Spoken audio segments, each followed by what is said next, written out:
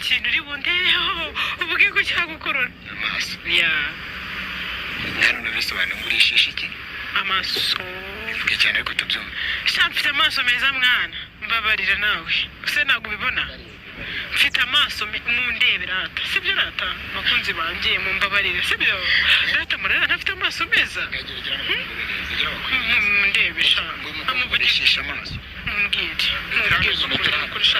oya shamba umupuri n'igipuri byaremwe n'Imana ngiki umupuri n'igipuri byaremwe n'Imana nubwo abantu bavuga nyine ukumva abantu bateye comment nyinshi ngibiki nibiki umupuri rega ubaho n'igipuri kibaho waremewe nde umupuri waremewe nde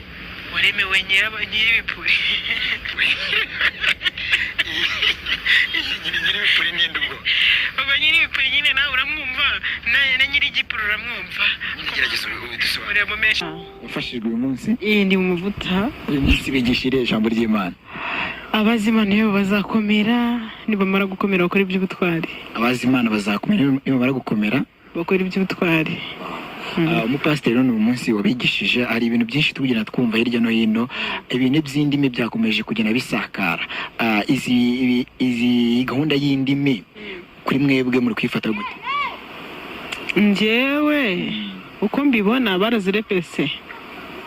shuwa nukuri ngo uvuye barepetaga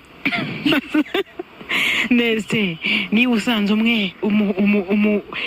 n'abahanuzi wenda nka 12 sibyo usanze umupasiteri wabo agiye mu mwuka arazamutse topa ya sire gidi fo ela sibyo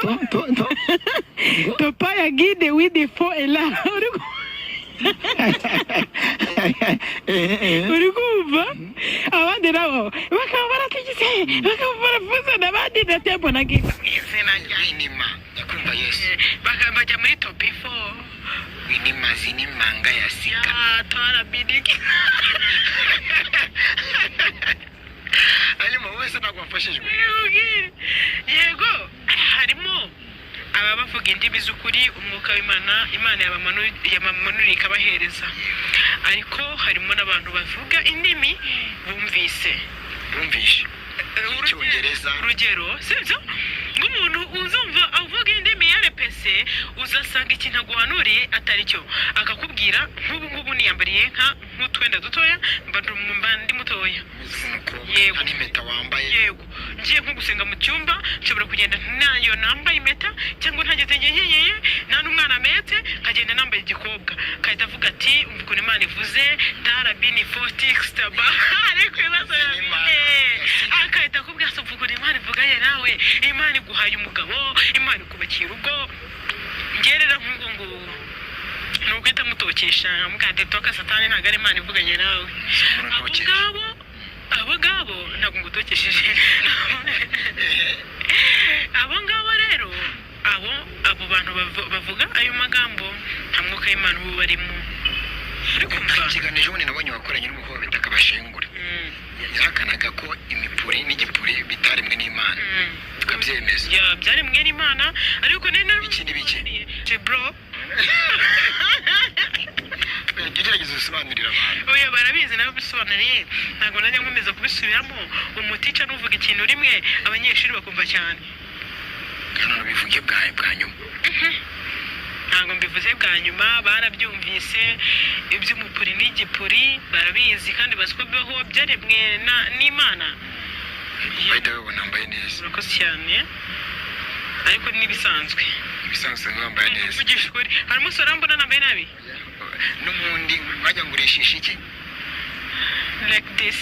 look at here baby ngurishisha ama reba nyine na oya nimushyiremo kubera muvugishije kuri muri ntazavamo umupolisi kazi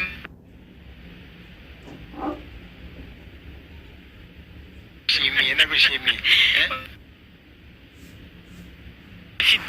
akandi ku gatima